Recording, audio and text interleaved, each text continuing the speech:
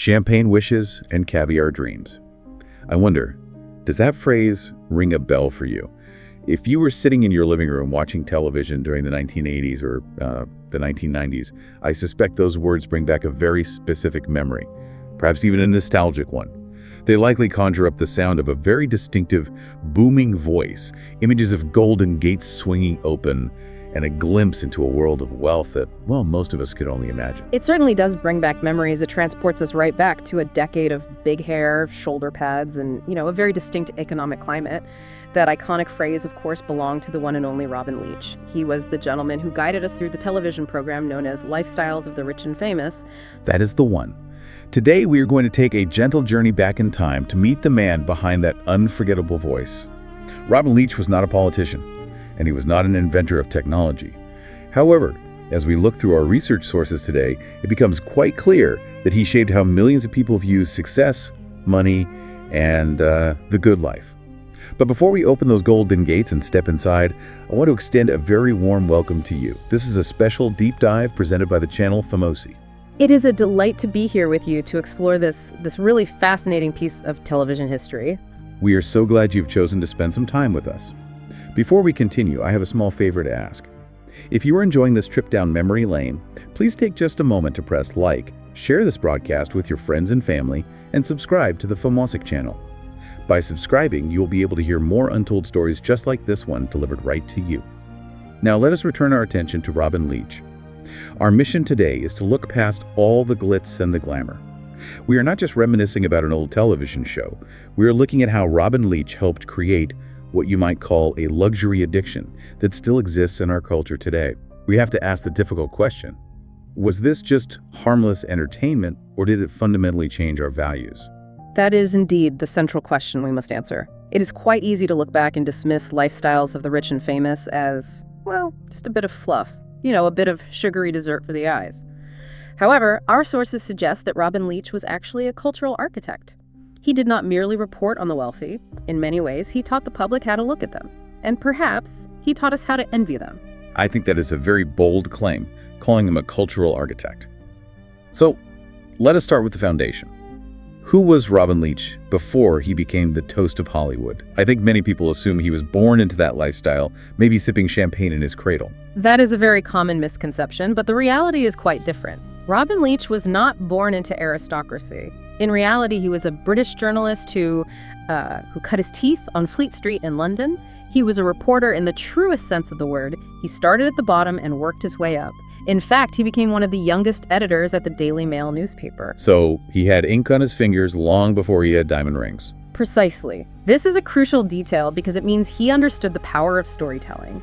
He was not just a presenter reading from a teleprompter. He was a writer and a reporter first. He spent years in the trenches of print journalism, learning exactly which words would grab a reader by the collar and force them to pay attention. He knew that if you tell a story in the right way, you can make the ordinary feel extraordinary. He certainly had a way with words. But, plenty of British journalists come to America. Why did his specific style take off in the United States when it did? Was it simply a matter of good luck? Well, luck always plays a role, but this was more of a perfect storm of timing. When Leach arrived in the United States and eventually launched his show, it was the 1980s. We have to pause and remember what that decade felt like in America. It was a very loud, very confident time. It was a time of significant economic growth. There was a massive boom in consumer culture. The national mood was shifting away from, say, the counterculture of the 60s and the malaise of the 70s. If you look back at previous decades, the American dream was traditionally about hard work, stability, building a good life for your family. It was modest, quiet. Dignified? Yes, dignified. But in the 80s, the dream started to shift. I am curious, though. Has the American dream not always been about financial success? What made the 80s so different? That is a valid point, but the nuance lies in the display. In the 80s, the dream became less about the act of building and more about the act of showing. It became about displaying your success for the neighbors to see. It was the era of the yuppie, the young urban professional. The belief began to take hold that being wealthy was not just about having money in the bank, it was about a lifestyle. It was about what you could see. And that is exactly where Robin Leach fit in. Lifestyles of the Rich and Famous was not just a tour of nice houses, it was a mirror of the times. It celebrated the people who had, in a sense, won the race for material things. You are absolutely correct. Robin Leach became the tour guide for this new, flashy version of the American dream. He opened the doors, literally and figuratively, to the most extravagant version of life. And because the economy was growing, people watching at home felt that perhaps, just perhaps, they could reach that level too. It felt attainable, even if it was a fantasy. I want to spend a moment analyzing his hosting style. It was so unique, almost jarring if you compare it to other people on television at the time. If you watch the news anchors from that era, like Walter Cronkite or Dan Rather, they were very serious men. Calm, composed. Somewhat detached. Yes, detached from the subject. Robin Leach was the complete opposite. He certainly was. He was loud, he was enthusiastic, he shouted his narration with this incredible, uncontainable energy. He did not speak to the camera, he projected to the back row of a theater. Why do you think he made that choice? It felt like he was shouting because he was just so excited to be there and he wanted you to be excited too. But was there a strategy to it? That is a key insight. His style was very deliberate. He realized that to sell this fantasy, he had to break through the passive nature of television. He spoke as if he were inviting the viewer into a private, exclusive club. When you watched the show for those 30 minutes, you were not an outsider looking in. You were his guest. At the party. Yes, at the party. You were given special access. That created a sense of intimacy that traditional, serious journalists did not have. He was grabbing you by the hand and saying, "Look at this. Can you believe it?" It made you feel like you belonged there, even if you were watching from a small living room with a frozen dinner on your lap. Correct. But there is a hidden layer to his performance that our sources point out, and I find this part particularly fascinating. If you listen very closely to his delivery, there is a touch of what we might call a gray area. A gray area? That sounds mysterious. What do you mean by that? Well, we must remember that Leach was a smart man, a seasoned journalist from London. Some attentive listeners might notice a touch of subtle satire or irony in his voice.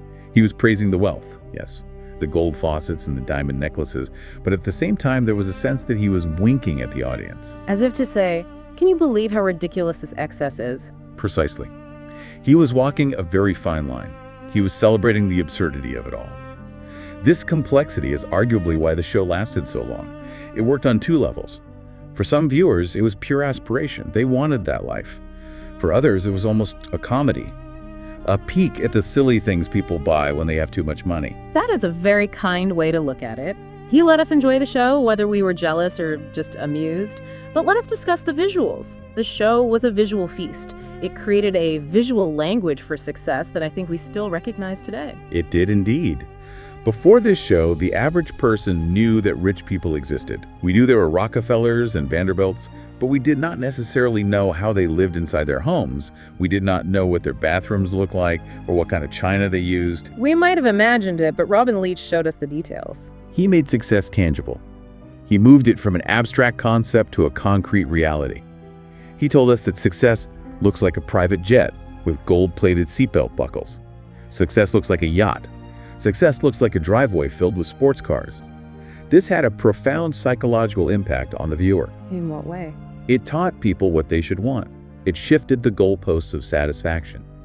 As we discussed, the traditional dream was work hard to succeed. The new dream, fueled by these images, was success means owning things you can show off. If you do not have the visual markers, the car, the watch, then were you truly successful? That was the subconscious question the show planted in our minds. It brings up a very interesting comparison to today. When we read through the notes on this topic, there was a section that really surprised me. The source material calls Robin Leach the ancestor of the influencer. It is a powerful connection, is it not? When you stop and think about it, the lineage is, it is undeniable. It makes sense, but I had never connected the two so directly. We usually think of influencers as young people on the internet with smartphones. But you were saying Robin Leach started this whole concept. He was the grandfather of it. Think about the format of reality television that came later. Shows like MTV Cribs or Keeping Up with the Kardashians. Robin Leach predicted a world where private lives would become public entertainment. He proved that other people's lives are a fascinating product to sell. He showed that we have an insatiable appetite for voyeurism. That is true. He showed that we are naturally nosy. We love to see how others live. especially if they live better than we do. And today, the evolution is complete. Today, we do not need a Robin Leach to narrate it for us. The rich, and those who simply want to appear rich, film themselves. The home tour that Leach made famous is now a standard format on every social media platform. The only difference is that they are their own narrators. So in a way, Robin Leach worked himself out of a job. Yeah. The technology caught up to his concept. He blazed the trail. He showed that there was a massive audience for this content. The modern world just found a way to produce it faster, cheaper, and without the middleman. This leads us to the deeper issue, the moral dilemma of the story. We called this deep dive luxury addiction. There is a double-edged sword here, is there not? There is, and it is something we should discuss with great care. On one side, there's a positive aspect. Shows like Lifestyles offer escapism. Life can be hard. Seeing something beautiful, sunny, and luxurious can be a nice mental break. It can also be motivating for some. A viewer might say, if they can do it, perhaps I can improve my situation too. I can see that. It gives you a target to aim for.